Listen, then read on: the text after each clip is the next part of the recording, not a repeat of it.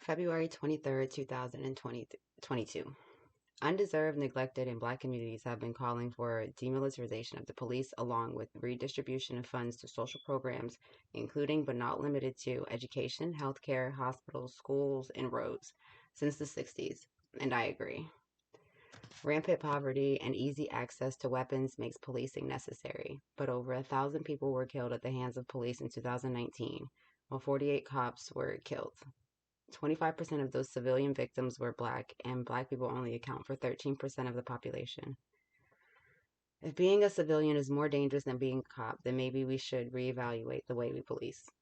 I do understand that police departments have come a little way from slave patrols, but their duties have come to include responsibilities that do not fall in the scope of their training, which has caused stagnation in retention and hiring of law enforcement, including the military, even before COVID-19 impacted the world.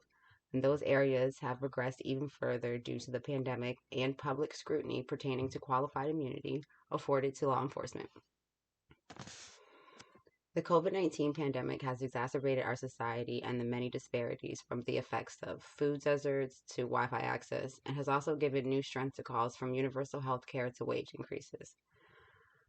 Coupled with the murder of George Floyd during the COVID-19 lockdown of 2020 in Minneapolis by the police in a way that the country and world could not ignore, 13 cities have or were in the process of attempting to decrease funding to the police in a misguided and quick reaction to police brutality, a topic that has been extensively studied through decades and continuously outcried by the Black community.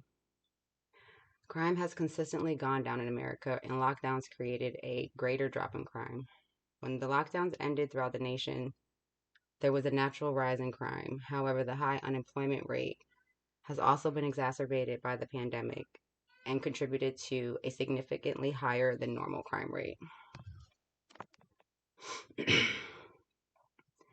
Defund the police is a misguided summation of a call to demilitarize and redistribute funds towards the underfunded areas of society, instead of heavily patrolling, intimidating, and murdering a marginalized segment of society. While law enforcement in areas have seen budget cuts, more have seen an increase in budget, and the major cities that cut their law enforcement budget have already added substantial amounts to their new budgets. President Biden is strongly against defunding any law enforcement and even making their budgets higher.